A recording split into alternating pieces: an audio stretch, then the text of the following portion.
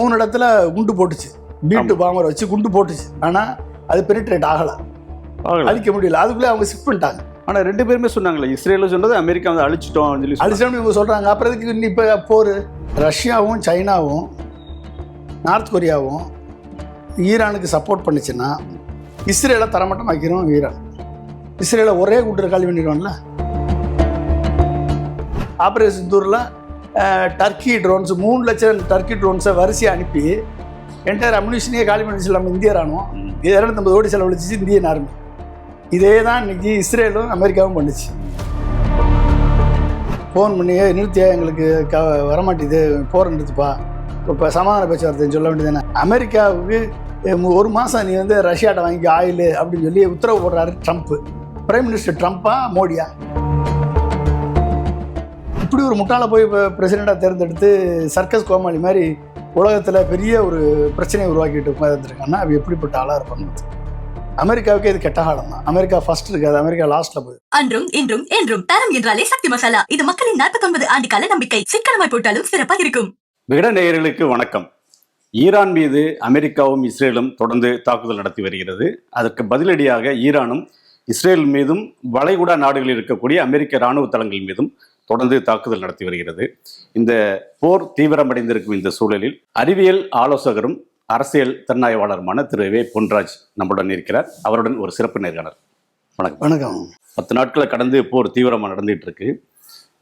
ஈரானும் திருப்பி தாக்குதல் நடத்தி தான் இருக்கு. ஈரானுடைய உச்ச தலைவர் கமெனியை அமெரிக்கா படுகொலை செஞ்ச பிறகு கமெனியோட மகன் போஜ்தபா கபேனி வந்து புதிய தலைவராக தேர்ந்தெடுத்திருக்காங்க. இந்த நேரத்தில் இஸ்ரேலும் ஈரான் மீதான தாக்குதல் வந்து தீவிரப்படுத்தியிருக்கு, அமெரிக்காவும் தீவிரப்படுத்தியிருக்கு. ஈரானில் வந்து அந்த எண்ணெய் கிடங்குகள் மேலே தாக்குதல் நடத்தி அது மிகப்பெரிய சேதாரத்தை ஏற்படுத்தியிருக்கு. இதுவரை ஈரானில் வந்து 1300 பேர் கொல்லப்பட்டிருக்கதா தகவல்லாம் வருது.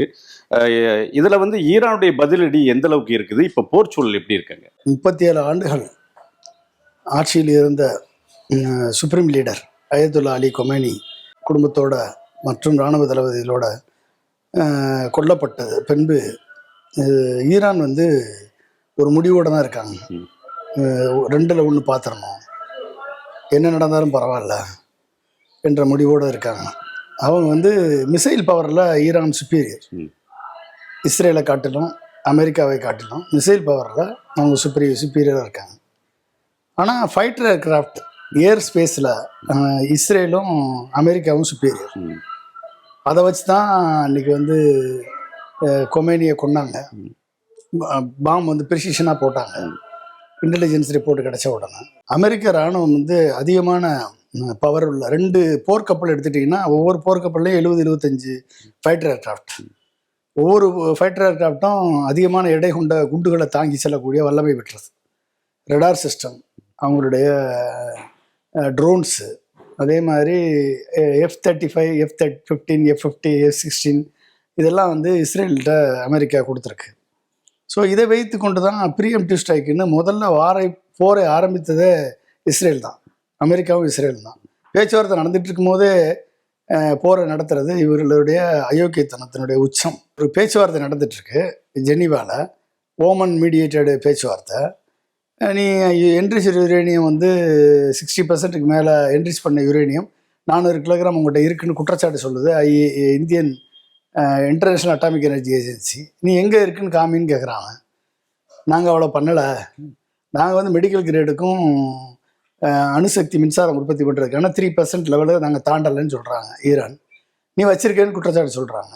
அப்போ அந்த என்டையர் என்ரிச் யுரேனியத்தை வந்து நீ எங்களுக்கு ட்ரான்ஸ்ஃபர் பண்ணுன்றாங்க. இந்த பேச்சுவார்த்தை நடந்துகிட்டு இருக்கு, ப்ரோக்ரஸ் ஆகிட்டுருக்கு. ஓகே நாங்கள் கொடுக்குறோன்ட்டாங்க அவங்க. அப்போ எதுக்கு நீ போர் ஆரம்பிக்கிற? நீ 170 குழந்தைகளை கொண்டு தான் ஆரம்பித்தான்.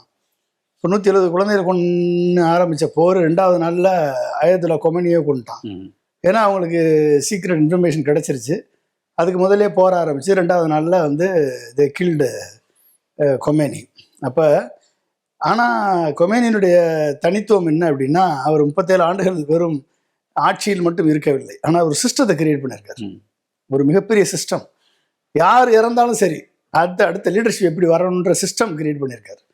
அப்போ இன்ட்ரிம் லீடர்ஷிப் கவுன்சில் அப்படின்னு ஒன்று உருவாக்கி அதுக்கு பிரசிடெண்ட்டு, சீஃப் ஜஸ்டிஸு, அடுத்து வந்து அசம்பிளி ஆஃப் எக்ஸ்பர்ட்ஸ் வந்து ஒரு லீடர், அந்த கிளர்க், அதாவது மத குருவிலேருந்து ஒருத்தர் லீடர். அப்போ 3 பேர் சேர்ந்து ஆட்சியை கண்டினியூ பண்ணி நடத்துவாங்க, ஆட்சியை வழி நடத்துவாங்க. அந்த அதே நேரத்தில் அந்த மத குருக்கள் 88 பேர் கொண்ட அசம்பிளி ஆஃப் எக்ஸ்பர்ட்ஸ் என்ற மத குரு குழு கூடி ஒரு சுப்ரீம் லீடரை எலெக்ட் பண்ணும். இதுதான் அவங்களுடைய ப்ராசஸ். இந்த ப்ராசஸ் வெறும் அரசியல் தலைமைக்கு மட்டும் இல்லை, இதே மாதிரி ப்ராசஸ் IRGCக்கு உண்டு. இதே மாதிரி இஸ்லாமிய புரட்சிப்படை, ஆமாம், புரட்சிப்படைக்கு உண்டு. இப்போ எல்லாருக்குமே அந்த சிஸ்டத்தை உருவாக்கி வச்சிருக்காரு. அப்போ யாரை எலிமினேட் பண்ணாலும் சிஸ்டம் வந்து will bring the new leader, அடுத்த லீடரை கொண்டாடும். ஆனால் இதில் வந்து புதிய தலைவர்னா அவருடைய மகனே தலைவராகிறாரு. இது வந்து வாரிசு அப்படிலாம் பார்க்க மாட்டோம். அப்படிலாம் ஒன்றும் இல்லையா? அவர் மகனை இல்லைன்னா இன்னொருத்தர் வர போகிறார். அசம்பிளி ஆஃப் எக்ஸ்பர்ட்ஸில் நீங்கள் மெம்பர் ஆகணும். அந்த அசம்பிளி ஆஃப் எக்ஸ்பர்ட்ஸில் மெம்பர் ஆகணும்னா நீங்கள் மத கோட்பாடு உங்களுக்கு தெரியணும், மதத்தினுடைய தியாலஜி தெரியணும், மதத்தை தீவிரமாக பின்பற்றக்கூடியவராக இருக்கணும். அதுக்குன்னு ஒரு குவாலிஃபிகேஷன் இருக்கு. அதுல இருந்து நீங்க பாஸ் பண்ணி தான் உள்ள போக முடியும். ஆனா இவர் எல்லா தகுதியும் இருக்கு, அவருக்கு எல்லா தகுதியும் இருக்கு. அந்த ஈரான் ஈராக் போர்ல ஒரு பங்கு பெற்று இருக்காரு. அப்ப எல்லா தகுதியும் உள்ளவர் தானே அதுல இருக்காரு.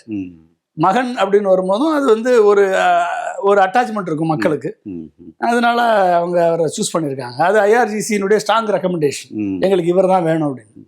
அப்போ வந்து ஆனால் இதில் இன்னொன்றுன்னா, இப்போ அயத்துல்லா அலி கமேனி வந்து அணு ஆயுதங்கள் தயாரிக்கிறதுல அவர் ரொம்ப உறுதியாக இருந்தார். அமெரிக்காவுக்கு கோபம் உண்டானது அதில் தான் வந்து இவர் தந்தையை விட இவர் இன்னும் ரொம்ப அந்த அணு ஆயுத தயாரிப்பில் ரொம்ப ஈடுபாட்டோட அதிகம் கண்டிப்பாக பண்ண முடியும். இப்போதைக்கு வந்து 400 கிலோகிராம் என்ரிச்டு யுரேனியம் 60% இருக்கு. 60% 90% மாற்றுறதுக்கு 1 மாதத்தில் பண்ணிடலாம். 60% என்ரிச்மெண்ட்டை 90% என்ரிச்மெண்ட்டாக மாற்றியாச்சுன்னா நியூக்ளியர் வெப்பன் கிரேடு யுரேனியம் வந்துடும். ஆனால் வெப்பன் கிரேடு யுரேனியத்தை வெப்பனாக மாற்றணும்னா 1 வருஷம் ஆகும், 12 மாதம், 1 வருஷம், மினிமம் 1 வருஷம் ஆகும். வெப்பனாக மாற்றின பிறகு அதை வந்து ஃபைட்டர் ஏர்கிராஃப்டில் மிசைல்ஸில் அட்டாச் பண்ணி வார்ஹெட்டாக கிரியேட் பண்ணுறதுக்கு அதுக்கு ஒரு சில நாட்கள் ஆகும். இப்போ 2 வருஷம்னா நியூக்ளியர் வெப்பன் ஸ்டேட் ஆயிடுச்சுன்னா ஏற்கனவே இந்த மிசைலை வச்சு, குரூஸ் மிசைலை வச்சு, சூப்பர்சானிக் குரூஸ் மிசைலை வச்சு, ஹைப்பர்சானிக் மிசைல்ஸை வச்சு, ட்ரோன்ஸை வச்சு இஸ்ரேலை தரமட்டமாக்கிருச்சு ஈரான். போன வாரிலேயே iron dome out, David sling second air defence out, third air defence arrow 2 arrow 3 out, 3ஐயும் அடித்து தூக்கி ஒன்றுமெல்லாம் ஆக்கிருச்சு. அப்போ அந்த பயம் இருக்குது அவங்களுக்கு. இல்லை, இப்போ இந்த செறியூட்டப்பட்ட யுரேனியம் அந்த போதுமான அளவுக்கு உங்கள்கிட்ட இருக்கு, அணு ஆயுதம் தயாரிக்கிற அளவுக்கு 400 கிலோகிராம் இருக்குது அப்படின்னு இவங்க சொல்கிறாங்க. 400 கிலோகிராம் இருந்தால் 40 கிலோகிராம் டு 50 கிலோகிராம் ஆகும் ஒரு குண்டு போடுறது, ஒரு குண்டு தயார் பண்ணுறது. இப்போ 8 குண்டுலேருந்து 10 குண்டு தயார் பண்ணலாம், அந்த அளவுக்கு இருக்கு. 8 குண்டுலேருந்து 10 குண்டு தயார் பண்ணலாம். ஒரு குண்டு போதுங்களா இஸ்ரேலை காலி பண்ணுறதுக்கு? ஒரே குண்டில் சொல்லி முடிச்சிருவாங்களா? அப்போ ஏன் வந்து அதை பண்ணக்கூடாது அப்படின்றதான் அமெரிக்காவுடைய பிளான். அதை ஒழிச்சிடணும், பண்ண விடக்கூடாது அப்படின்னு. ஆனால் அவங்க வந்து என்ரிச்மெண்ட் ஃபெசிலிட்டியை வந்து 3 இடத்துல வச்சுருக்காங்க. அப்போ அந்த 3 இடத்துல குண்டு போட்டுச்சு, B2 பாம்பர் வச்சு குண்டு போட்டுச்சு. ஆனால் அது பெனிட்ரேட் ஆகலை, அழிக்க முடியல. அதுக்குள்ளே அவங்க ஷிஃப்ட் பண்ணிட்டாங்க. ஆனால் 2 பேருமே சொன்னாங்களே, இஸ்ரேல சொன்னது அமெரிக்கா வந்து அழிச்சிட்டோம்னு சொல்லி இவங்க சொல்கிறாங்க. அப்புறம் இதுக்கு இப்போ போர் அழிச்சிட்டிங்கல்ல, அப்போ இப்போ எதுக்கு போகிற பண்ணத்துறீங்க? அப்போ என்ன அர்த்தம்? நீங்கள் தான் அழிச்சிட்டீங்க, என்ரிச்மெண்ட்டு காலி பண்ணிட்டீங்க, அப்புறம் எதுக்கு 400 கிலோகிராம் இருக்குன்னு சொல்லி சண்டை போடுறீங்க? அப்போ என்ன, நீங்கள் தான் இல்லைன்னீங்க, இப்போ நீங்கள் எதுக்கு சண்டை போடுறீங்க? இப்போ அப்போ சொன்னது பொய், அப்போ சொன்னது பொய். இப்போ ஆமாம், அப்போ என்ன ஒரு எத்திக்ஸ் இருக்கா? என்ன இருக்குது? பேச்சுவார்த்தை நடத்தும் போதே நீ வந்து ப்ரீஎம்ப்டிவ் ஸ்ட்ரைக் பண்ணலாமா? அதுவும் குழந்தைங்க மேலே கொள்ளலாமா? அப்போ சும்மா இருப்பானா? அவங்க தலைவரே கொண்டுட்டீங்க. இப்போ சுப்ரீம் லீடர் நீ எப்படி சும்மா இருப்பான்? இறங்கி அடித்தா 6 மாதத்துக்கு அடிப்பேன்றான் ஈரான். என்கிட்ட ஸ்டாக் பாயிண்ட் இருக்குது, உன்னால் முடிஞ்சதை பாருங்க. Suppose North Korea nuclear warhead கொடுத்துருச்சுன்னு வச்சுக்கோங்க ஈரானுக்கு, இஸ்ரேலை ஒரே கூட்டர் காலி பண்ணிடுவான்ல? பண்ணிடுவானா பண்ண மாட்டானா? நார்த் கொரியா கொடுத்தா இல்லை, இன்னைக்கு ஒரு சோதனை பண்ணியிருக்கேன். நார்த் கொரியா இன்னைக்கு ஒரு சோதனை பண்ணியிருக்கான். இன்னைக்கு ஒரு சோதனை பண்ணியிருக்காங்க. ராக்கெட்டு அவரும் அவர் பொண்ணும் பார்த்துருக்காங்க. இப்போ நியூக்ளியர் வார உருவாக்குறது யாரு? அமெரிக்கா தானே. எத்தனை பேர் இறந்துருக்காங்க, என்ன வரும்னு பார்ப்பான். 11 மார்ச் எடுத்துக்கிட்டிங்கன்னா 12 நாள் வார். பிப்ரவரி 28 ஆரம்பித்த வார் 5000க்கு மேலே ஈரானியன் மிலிட்ரி டார்கெட்டை அடித்து நொறுக்கியிருக்கு அமெரிக்கா. இஸ்ரேல் ஏர்ஃபோர்ஸ் வந்து 2600 சாட்டி விமானத்தை F-35, F-15, F-16 விமானத்தின் மூலமாக 2200 தடவை பறந்து போய் குண்டு போட்டிருக்கு ஈரான் மேலே.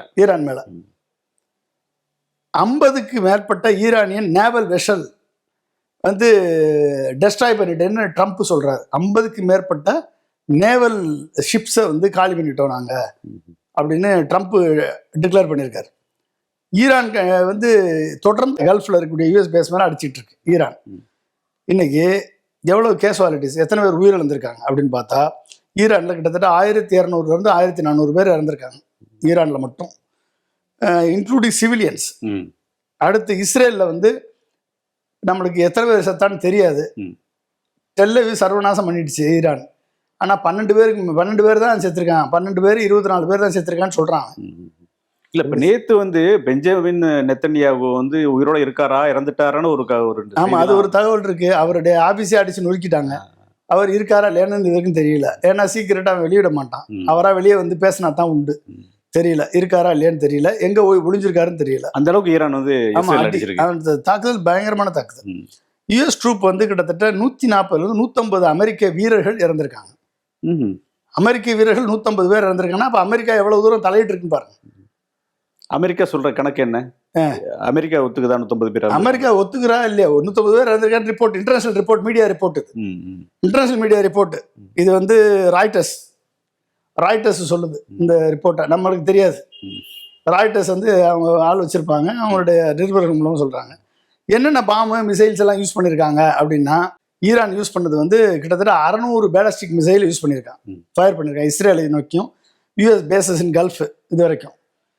அது மட்டும் இல்லாமல் ஹண்ட்ரட்ஸ் ஆஃப் ட்ரோன்ஸ் வந்து $20,000 கொண்ட சாஹிட் 165 லாட்ரி மியூனிஷன்ஸ் ட்ரோன்ஸ் வந்து ஹண்ட்ரட்ஸ் ஆஃப் ட்ரோன்ஸ் பண்ணிருப்பாங்க. 300 600 ட்ரோன் அடிச்சிருப்பாங்க. அது இந்த சாஹித் ட்ரோன்ஸ் தான் ரொம்ப ஒரு முதன்மையான ஒரு ட்ரோன்ஸ் சொல்றாங்க. அது வந்து நேராக டார்கெட்டை சீக் பண்ணி போய் ஹிட் பண்ணி அங்கேயே வெடிச்சிடும். அது மாதிரியான ட்ரோன் அது 2000 கிலோமீட்டர் பறக்கும். 150 கிலோ பேலோடு எடுத்துட்டு போகும். பேலோடுனா குண்டு எடுத்துட்டு போய் ஹிட் பண்ணி அடிச்சு ஒழிச்சிடும். அந்த டெக்னாலஜி அவன் வச்சிருக்கான். இவன் அதை காலி பண்றதுக்கு 200 மில்லியன் டாலர் மிசைலை தூக்கி ஏவுறது யார்? இஸ்ரேலும் நம்ம அமெரிக்காவும். நம்ம ஆப்ரேஷன் சிந்தூரில் என்ன பண்ணாங்க, நான் கூட சொன்னேன்ல உங்களுக்கு, ஆப்ரேஷன் சிந்தூரில் டர்க்கி ட்ரோன்ஸ் 3 லட்சம் டர்க்கி ட்ரோன்ஸை வரிசையாக அனுப்பி நம்ம S-400 என்டையர் அம்யூனிஷனே காலி பண்ணிட்டான்ல. 2000 கோடி என்டையர் அம்யூனிஷனே காலி பண்ணிச்சு நம்ம இந்திய ராணுவம். எவ்வளவுக்கு? 3 லட்சம் ரூபா ட்ரோனுக்கு, பேலோட இல்லாத ட்ரோன் அடிக்கிறதுக்கு. இதே மாதிரி S-400, ஆமாங்க S-400 ஆன்டி ஏர் டிஃபென்ஸ் மிசைலை வச்சு அடிச்சாங்க. இது எவ்வளோ தெரியுமா? ஒவ்வொரு மிசைலும் 250 கோடி. 250 கோடி 3 லட்சம் ட்ரோனை அடிக்கிறதுக்கு 250 கோடி செலவழிச்சு இந்தியன் ஆர்மி. இதே தான் இன்னைக்கு இஸ்ரேலும் அமெரிக்காவும் பண்ணுச்சு. $20,000 கொண்ட சாஹித் 136 லாட்ரி மியூனிஷன் ட்ரோனை காலி பண்ணுறதுக்கு அவன் வந்து எத்தனை மிசைல் ஏவிருக்கான்? 5000 மிசைல் ஏவிருக்கான். ஆனால் இம்பேக்ட் எங்கே இருந்தது? ஈரான் அடித்த மிசைல் தான் அடிச்சிருக்கு மொத்தமாக. அடுத்து ஏற்கனவே இருந்த இதில் வந்து கிட்டத்தட்ட 500 மேலே யூஸ் பண்ணியிருக்காங்க. இப்போ இஸ்ரேல் USA என்ன பண்ணியிருக்காங்க அப்படின்னா, இஸ்ரேல் வந்து ப்ரிசியஸ் பாம், அது வந்து என்ன பண்ணியிருக்காங்க, thousands of precision bombs and cruise missiles use பண்ணியிருக்காங்க. thousands, நான் ஏற்கனவே சொன்ன 5000க்கு மேலே வச்சிருக்காங்க. அப்புறம் 5000 டார்கெட்டு ஸ்ட்ரக் பண்ணியிருக்காங்க. 5000 டார்கெட்டு மிலிட்ரி டார்கெட்டை, மிசைல் பேஸை, நியூக்ளியர் சைட்டை, ஆயில் டிப்போவை 5000 மிசைல்ஸை வச்சு அடிச்சிருக்காங்க. யாரு? அமெரிக்காவும் இஸ்ரேலும். Flight sorties 2800 flight sorties. அடுத்து என்னென்ன யூஸ் பண்ணியிருக்காங்க அப்படின்னா, Tomahawk cruise missile, JDAM precision bomb, JDAM precision bombs, அப்புறம் பங்கர் பஸ்டர் பாம்ஸ், அப்புறம் வந்து drones and fighter jet missiles, இதெல்லாம் யூஸ் பண்ணியிருக்கு. ரிமைனிங் மிசைல் வந்து யாரால்ட்ட எவ்வளோ இருக்குது அப்படின்னு இப்போதைக்கு நம்ம ஒரு அப்ராக்சிமேட் கணக்கு எடுத்துட்டோம்னா, வாருக்கு முன்னால் 2000 3000 பேலஸ்டிக் மிசைல் எஸ்டிமேட் பண்ணியிருந்தாங்க டைம்ஸ் ஆஃப் இந்தியா படி. அது வந்து இன்னைக்கு ஆஃப்டர் ஸ்ட்ரைக்கு 1000 1200 மிசைல் இன்னைக்கு இருக்குது, மிச்சம் இருக்குது. அப்போனா கிட்டத்தட்ட அவங்க வந்து எவ்வளோனா 800 மிசைல் யூஸ் பண்ணியிருக்காங்க. 800 மிசைல் யூஸ் பண்ணி இஸ்ரேலே தகர்த்துட்டான். கல்ஃபில் இருக்கக்கூடிய அத்தனை மிசைல் US ஏர்பேஸையும் அடித்து நொறுக்கிட்டான். யார்? ஈரான். 5000 மிசைல் யூஸ் பண்ணி 1400 பொதுமக்களையும் மிலிட்ரியையும் கொன்று 5000 மிசைலை யூஸ் பண்ணி இன்னமும் வந்து ஈரான் நிற்கிறான்னா நீங்கள் பார்த்துக்கோங்க அப்படின்னு. ஓகே, அது மாதிரி 100 150 மொபைல் லான்ச்சர்ஸ் ரிமைனிங் வச்சுருக்கான் இன்னும் ஈரான் வச்சுருக்கான். இஸ்ரேல் என்ன இருக்குது அப்படின்னா, hundreds of Jericho ballistic missile வச்சுருக்கான் அவன். இப்போ ஜெரிகோ பேலஸ்டிக் மிசைல்ஸ் அது எல்லாமே பாதி வந்து ஏர் டிஃபென்ஸ்லேயே காலியாயிருச்சு. வரக்கூடிய மிசைலை எதிர்த்து தாக்குறதுலே காலி. ஏர் லான்ச்டு க்ரூஸ் மிசைல்ஸ், அப்புறம் thousands of precision bombs, strong air force F-35 F-15 அமெரிக்காவோட ஏர்ஃபோர்ஸ். யூஎஸ் வந்து தௌசண்ட்ஸ் ஆஃப் க்ரூஸ் மிசைல் வச்சுருக்கான், மல்டிபிள் ஏர்க்ராஃப்ட் கேரியர் இருக்குது, லார்ஜ் குளோபல் அம்யூனிஷன் இருக்குது. அப்போ இத்தனையும் வச்சுருக்கான். சப்போஸ் என்டூரன்ஸ் எவ்வளோ நாளைக்கு தாங்கும்? ஈரான் வந்து 1 to 3 மாதம் ஹெவி மிசைல் வாருன்னா 1 to 3 மாதம் தாங்கும். இன்னொரு 3 மாதம் ஸ்ட்ரெயிட் ஆஃப் ஹார்மஸை மூடினா நம்மளுக்கு வரக்கூடிய பெட்ரோல் வராது, டீசல் வராது, ஆயில் எல்பிஜி வராது, கேஸ் வராது, ஒன்றும் வராது. இஸ்ரேல் 3 to 6 மாதம் தாங்குன்றான். அமெரிக்கா அவன் எத்தனை வருஷம்னாலும் தாங்குவான், ஏன்னா அவன்கிட்ட அவ்வளோ ஸ்டாக் பையில் வச்சுருக்கான். ஸோ இப்போ இப்போ டைரெக்டாக பார்த்தீங்கன்னா ரஷ்யாவோ சைனாவோ நார்த் கொரியாவோ டைரெக்டாக இதுதான் பண்ணுறோன்னு எந்த விதமான ரிப்போர்ட் இல்லை. நாங்கள் சப்போர்ட் பண்ணுவோம்னு சொல்லியிருக்காங்களே ஒழிய சைனாவிலேருந்து 17 ஏர்க்ராஃப்டில் அம்யூனிஷன் வந்திருக்குன்னு ஒரு தகவல் வந்துச்சு. அதுக்கப்புறம் என்னாச்சுன்னு தெரியல. நார்த் கொரியா நான் ஹெல்ப் பண்ணுவேன்னு சொல்லியிருக்காங்க, ரஷ்யா ஹெல்ப் பண்ணுறேன்னு சொல்லியிருக்காங்க. ஆனால் இது வரைக்கும் ஒரு ப்ராப்பரான ஒரு தகவல் இல்லை, இது வரல, தெரியல. 3 to 4 வாரம் நடந்துச்சுன்னா அப்போ வந்து கிட்டத்தட்ட 12 நாள் நடந்திருக்கு போர். அப்போ இன்னொரு 3-4 வாரம் நடந்துச்சுன்னா ஈரானுடைய மிசைல் கொலாப்ஸ் ஆகிடும், மிசைல் இன்ஃப்ராஸ்ட்ரக்சர் கொலாப்ஸ் ஆகும். மீடியம் வார் 2 to 3 months நடந்துச்சு அப்படின்னா மிசைல் எக்ஸ்சேஞ்சு ப்ராக்சி வார் நடக்கும். இப்போ லாங் நேஷனல் வார் அப்படின்னா எப்போ நடக்கும் அப்படின்னா லாங் நேஷனல் வார் கிட்டத்தட்ட 1 வருஷம் நடக்க போகுது. இப்போ ஹிஸ்புல்லா ஜாயின் பண்ணால், ஸ்ட்ரெயிட் ஆஃப் ஹார்மஸ் பிளாக் பண்ண பிறகு ரஷ்யா சைனா இன்டர்வீன் பண்ணால் இது வந்து பெரிய வாராக போய் நிற்கும். இல்லை அப்படின்னா Russia China north Korea intervene பண்ணால் ஒரு தீர்வு வந்தாலும் வரும். அமெரிக்காவோட பேச்சுவார்த்தை நடத்தி இந்த போர் நிறுத்தத்துக்கு அவங்க தலையிட்டால் தீர்வு வந்தாலும் வரலாம். அமெரிக்கா வந்து நாங்கள் சரண்டர் அடைஞ்சால் தான் நான் நிறுத்துவேன்னு சொல்கிறாரு அவர். ஆனால் ரஷ்யாவும் சைனாவும் நார்த் கொரியாவும் ஈரானுக்கு சப்போர்ட் பண்ணிச்சுன்னா இஸ்ரேலை தரமட்டம் ஆக்கிரும் ஈரான். இஸ்ரேல் தரமட்டம் ஆவத அமெரிக்கா அதிபர் விரும்ப மாட்டார். அப்போ அப்படிப்பட்ட ஒரு சூழல் வந்துச்சு அப்படின்னா சாகப் 3 1300 கிலோமீட்டர் அடிக்குது ஈரானுடைய மிசைல். செஜில் 2000 கிலோமீட்டர், செஜில் வந்து 650 கிலோகிராம் எடுத்துகிட்டு போகும். சாகப் 3 வந்து 700 to 1000 கிலோகிராம் எடுத்துகிட்டு போகும். அடுத்து வந்து கொரம்ஷார் அது வந்து 2000 கிலோமீட்டர் போகும், கிட்டத்தட்ட 1500 கிலோகிராம் பாம்பு. அப்புறம் ஃபெட்டா 110 அது வந்து 300 கிலோமீட்டர் ஷார்ட் ரேஞ்சு ஹைப்பர்சானிக்கு, இது 500 கிலோகிராம் பாம்பு எடுத்துகிட்டு போகும். இத்தனை மிசைல் வச்சுருக்கு. அப்போ வேறு எடுத்துட்டிங்கன்னா ஜோல்ஃபஹார் மிசைல் 200 கிலோமீட்டரு, சாஹித் ட்ரோன்ஸ் வந்து சூசைட் யுஏவி, காமிகாசி ட்ரோன்ஸ் நம்ம சொல்லுவோம், அது சூசைட் யுஏவி. கிட்டத்தட்ட 2000 to 3000 பேலிஸ்டிக் மிசைல் ஸ்டாக் அவங்ககிட்ட இருக்குது. இப்போ ஒரு 700-800 மிசைல் போயிருக்கு அப்படின்னா ஒரு 1200 அவங்ககிட்ட இருக்கலாம். இதை வச்சு யூஎஸை பொறுத்த வரைக்கும் அமெரிக்கா பொறுத்த வரைக்கும் மிசைல்ஸ்லையும் ஏர்க்ராஃப்ட்லேயும் அவங்க ரொம்ப ஸ்ட்ராங்கான. இதுக்கு வந்து ஒரு வேளை இந்த வார் நிறுத்தணும் அப்படின்னா ரஷ்யாவும் சைனாவும் நார்த் கொரியாவும் தலையிட்டால் மட்டுமே இது வந்து நிற்கும். இல்லைன்னா வந்து இது ஒரு மிகப்பெரிய ஒரு வாராக தான் அது தொடரும். 3 ஃபெசிலிட்டி வச்சுருக்காங்க, நியூக்ளியர் ஃபெசிலிட்டி, நட்டன்ஸு, ஃபர்டோ அண்டு அரக்.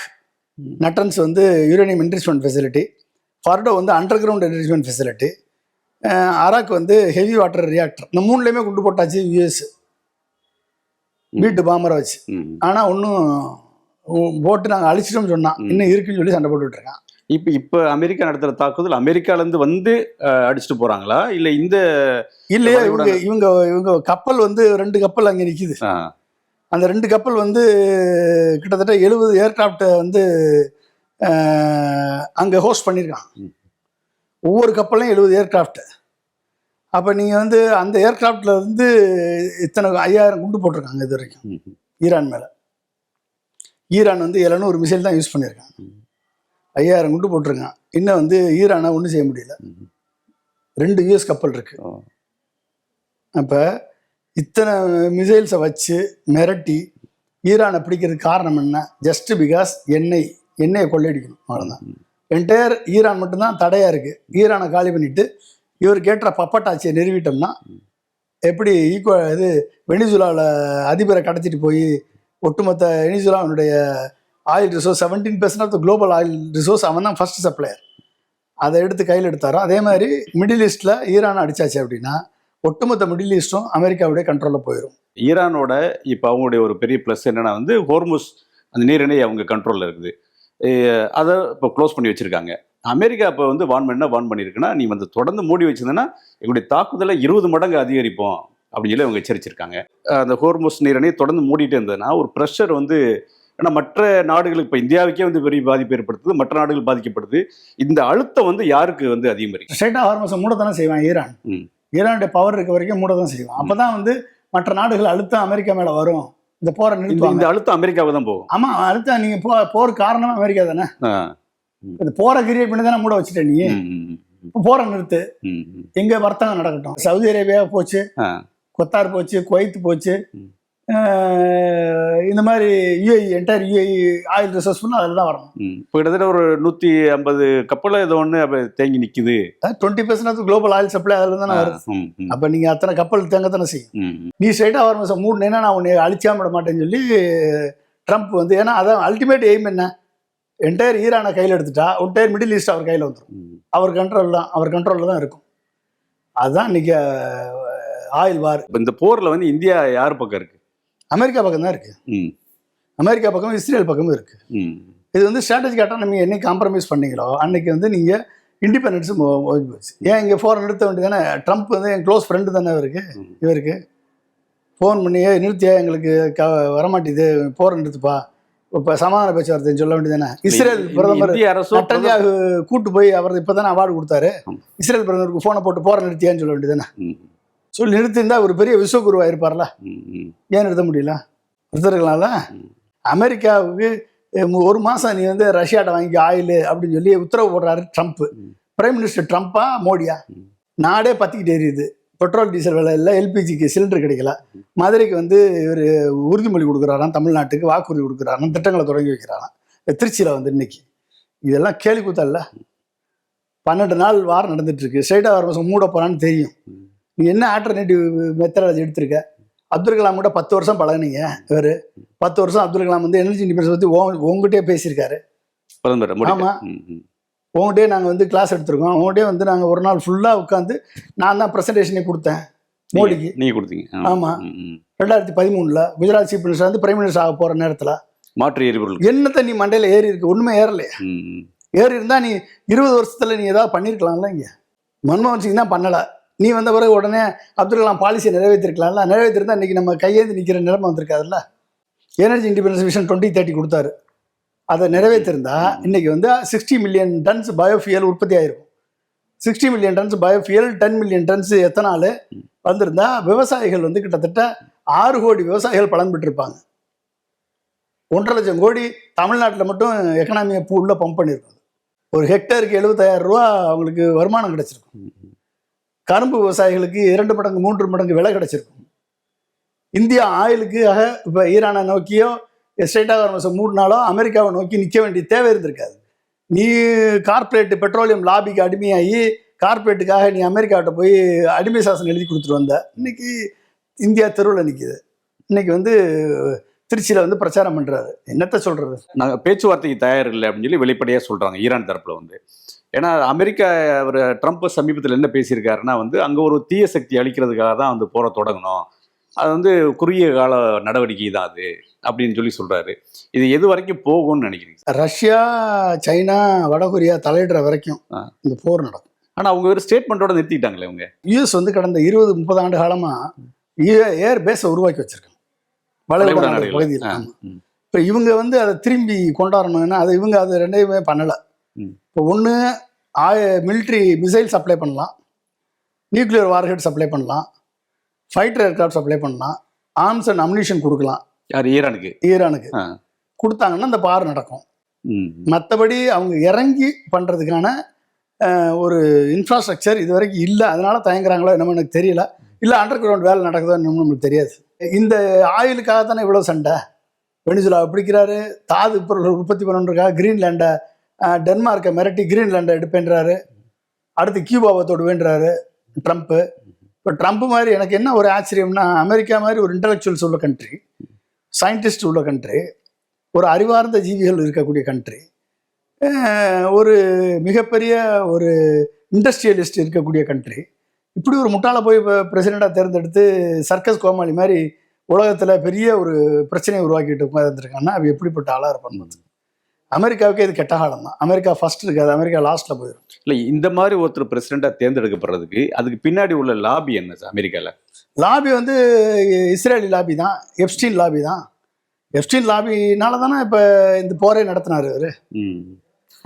எப்ஸ்டீன் லாபினால தான் இப்போ இந்த எப்ஸ்டீன் கோப்புகள் அதெல்லாம் வந்து அதை பற்றி பேச்சே இல்லையே. அதான் பேச்சே இல்லை. நீங்கள் இப்போ இருக்கா இப்போ பாருங்க, உண்மையான ரீசன் தான். உண்மையில அதான் ரீசன், வேற என்ன ரீசன்? எப்ஸ்டீன் லாபி தான் ட்ரம்ப்பை வந்து இந்த போரில் இழுத்து விட்டது காரணம். அந்த எப்ஸ்டீன் கோப்புகள்ன்றது வந்து ஒரு பெரிய ஒரு, ஏன்னா பல நாடுகள் தலைவர் சம்பந்தப்பட்ட இந்த பேர் சர்ச்சைலாம் அடிபட்டது.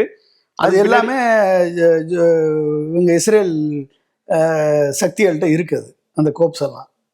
அதில் அது நீ வந்து இஸ்ரேல் மேலே இப்போ சரியான அதுக்கான எவிடன்ஸ் எல்லாம் அவங்ககிட்ட தான் இருக்குது. இஸ்ரேல் சம்மந்தப்பட்ட ஜூடானிசம் ஃபாலோ பண்ணுறாங்கல்ல, யூத இனம் ஃபாலோ பண்ணுறாங்கல்ல, அந்த குரூப்பிட்ட தான் இருக்குது. அவங்க தான் வந்து எப்ஸ்டீன் லாபியை வச்சு ட்ரம்ப்பை மடக்கி நீ ஒழுங்காக பண்ணுன்ட்டாங்க. ட்ரம்ப்புக்கு இது வந்து ஒரு அட்வான்டேஜ். அவருடைய bitcoin business, crypto currency business, அது நம்மளுக்கு அவ்வளோவா தெரியாது. பட் ஆனால் கிரிப்டோ கரன்சி பிஸ்னஸில் ஹெவியாக இன்வெஸ்ட் பண்ணியிருக்காரு ட்ரம்ப் கம்பெனி. அது வந்து மிடில் ஈஸ்டில் தான் அவருடைய பேஸே இருக்குது. அதனால் இதெல்லாம் வந்து ஒரு பேக்ரவுண்டு பாலிடிக்ஸுக்கு, இந்த ஜியோ பாலிடிக்ஸுக்கு, இத்தனை ஆயிரம் மக்களை கொள்றதுக்கு அவங்களுடைய அதிகார வெறியும் பண வெறியும் அவங்களுடைய அதிகார பசியும் ஆயில் வெறியும் சேர்ந்து இத்தனை மக்களை கொண்டிருக்கு. இதை நிறுத்துவதற்கு யுனைடெட் நேஷன் ஒரு அமைப்பு இருக்கா இல்லையானே தெரியல. அந்த அமைப்பு எதுக்கு விட்டியா தெண்ட செலவு செய்யப்படுறாங்கன்னு எனக்கு தெரியல. ஆனால் இவர் வந்து ஆட்சிக்கு வந்த உடனே அந்த யூஎனுக்கான அந்த நிதியெல்லாம் வெட்டுவோம் குறைப்போம் அப்படின்னு சொல்லி சொன்னார். இப்போ அமெரிக்க அரசு தானே யூஎனுக்கு வந்து. ஆமாம், அமெரிக்கா தானே மேஜர் பணம் கொடுக்குது. அதுதானே இப்போ கண்ட்ரோலில் வச்சிருக்கு. அப்போ எதுக்கு மற்ற கண்ட்ரிலாம் அதில் இருக்கணும்? யூஎனில் இருக்குன்னு அவசியமே இல்லையா? UN is a toothless organization now. It has no relevance today. அப்போ இந்த எப்ஸ்டீன் ஃபைல்ஸில் இருந்து தான் புறப்பட்டது அந்த வார் வந்து வெடிச்சிருக்கு. அது ஆரம்பம். அந்த அளவுக்கு ஒரு கொடுமையான ஒரு, அதுக்கான ஆதாரங்கள் இருக்கா? ஆதாரங்கள் வருது. நம்ம எந்த அளவுக்கு அதை வெளியிட போகிறாங்கன்றதை பொறுத்து இருக்கு. இப்போ அவங்க சொல்ல கேட்டு இப்போ இஸ்ரேல் மேலே இது ஈரான் மேலே போர் தொடுத்துட்டாரு. இன்னும் அது ஆதாரங்கள் குறையும். இப்போ இந்த போர்னால இப்போ இந்தியா மட்டும் இல்லை, பல உலக நாடுகள் வந்து எண்ணெய் தட்டுப்பாடு, எரிவாயு தட்டுப்பாடு கடுமையாக இருக்குது. குறிப்பாக நம்ம இந்தியா இந்த அளவுக்கு பாதிக்கப்பட்டுன்றதை பற்றி நம்ம பேசலாம். இப்போ இந்தியா முழுக்கவே வந்து எரிவாயு தட்டுப்பாடு ஏற்பட்டிருக்கு. ஹோட்டலுக்கான அந்த உணவு விடுதிகளுக்கான சிலிண்டரில் வந்து நிறுத்திட்டாங்க. எல்லாம் இப்போ ஒவ்வொரு வீட்லையுமே வந்து இப்போ கதற ஆரம்பிச்சிட்டாங்க என்ன ஆக போகுதுன்னு சொல்லி. ஆனால் பிஜேபியோட மாநில தலைவர் நயினார் நாகேந்திரன் அவர்கள் சொல்கிறாரு, அப்படிலாம் எதுவும் இல்லை, எரிவாயு தட்டுப்பாடெலாம் இல்லை அப்படின்றாரு. மத்திய அமைச்சர்கள் சில பேர் அந்த மாதிரி சொல்கிறாங்க, அப்படிலாம் எதுவுமே இல்லை அப்படின்றாங்க. எந்த அளவுக்கு தட்டுப்பாடு நிலவுது, இது போர் தொடருது அப்படின்ற பட்சத்தில் இந்த பிரச்சனை எந்த அளவுக்கு ஒரு எக்ஸ்டெண்டாக போகும்னு நினைக்கிறீங்க? போர் இன்னொரு 10 நாள் தொடர்ந்துச்சு அப்படின்னா இந்தியாவுக்கு சமையல் கேஸு காலி. 9லேருந்து 10 நாள் ரிசர்வ் தான் நம்மகிட்ட இருக்குது. இந்த 10 நாளில் வந்து மோடி ஜீபூம்பா போட்டு ரஷ்யாட்டையும் அமெரிக்காட்டையும் வாங்கி கொடுத்துருவாரா? ரஷ்யாட்ட பெட்ரோல் வாங்கிக்கோங்கன்னு சொல்லி இப்போ தான் பெர்மிஷன் கொடுத்துருக்காரு ட்ரம்ப். ஏன்னா பிரைம் மினிஸ்டர் வந்து நம்மளுக்கு ட்ரம்ப் தான் பிரைம் மினிஸ்டர். இவர் வந்து ஒரு ஆக்டிங் பிரைம் மினிஸ்டர். இங்கே இன்சார்ஜ் போட்டிருக்காங்க நரேந்திர மோடியை. ஓகே, அப்போ ட்ரம்ப் பிரைம் மினிஸ்டர் நம்மளுக்கு ஒப்புதல் கொடுத்தா தான் நம்ம வெளியே வாங்க முடியும். இப்போ ரஷ்யாட்ட மட்டும் வாங்கிக்கோன்னு சொல்லியிருக்காரு, வாங்கி மேனேஜ் பண்ணிக்கோன்னு சொல்லியிருக்காரு. 30% மேனேஜ் பண்ணலாம். அதுவும் 30 நாளுக்கு வாங்கின்னு சொல்லி. ஆமாம், 30 நாளைக்கு தான் வாங்கணும். அதுக்கு மேலே ஒரு நாள் கூட வாங்கணும்னா அவர்கிட்ட போய் நம்ம பிரைம் மினிஸ்டர் ட்ரம்ப்கிட்ட போய் நம்ம கேள்வி அப்ரூவல் வாங்கிட்டு வரணும். ஏன்னா எந்த அளவுக்கு இந்தியாவுடைய ஒரு நிலைமையை ஆக்கியிருக்காங்க. டோட்டல் இந்தியாவுடைய க்ரூட் ஆயில் ரெக்யர்மெண்ட் எவ்வளோ தெரியுமா? 250 மில்லியன் டன்ஸ் வருஷத்துக்கு. 250 மில்லியன் டன்ஸ். அதில் டீசல் மட்டுமே 94 மில்லியன் டன். பெட்ரோல் வந்து 40லேருந்து 42 million ton. LPG cylinder cooking gas அது வந்து 32லேருந்து 33 million ton. CNG natural gas வந்து 65லேருந்து 70 billion cubic metre gas. CNG natural gas இதை வந்து இன்றைக்கி டிரான்ஸ்போர்ட்டேஷன் செக்டார் வந்து அதிகமாக யூஸ் பண்ணுறது 55லேருந்து 60%. இண்டஸ்ட்ரி வந்து ஒரு 20% யூஸ் பண்ணுறது. டொமஸ்டிக் குக்கிங் எல்பிஜி வந்து 12லேருந்து 15%. ஏவியேஷன் ஃபியூல் வந்து 5 to 8%. தமிழ்நாடு எடுத்துக்கிட்டிங்கன்னா Tamil Nadu 7 to 8 million ton consumption. நம்மளுக்கு 7 to 8 மில்லியன் டன்னு. பெட்ரோல் வந்து 3 மில்லியன் டன்னு, LPG 2 million ton, CNG LNG வந்து அது அரௌண்ட் 1 மில்லியன் டன் வரும். நம்ம இதெல்லாம் டிரான்ஸ்போர்ட்டு, இண்டஸ்ட்ரி, கிளஸ்டர்ஸு, அப்புறம் கன்சியூமர் செக்மெண்ட்டு, வீட்டு சமையல் கேஸு, கமர்ஷியல் கேஸு, ஹோட்டலுக்கு வர்றது எல்லாமே 9 நாள் 10 நாளைக்கு தான் வரும். 10 நாளைக்குள்ளே வரல அப்படின்னா எல்லாமே தட்டுப்பாடு அதிகமாகும்.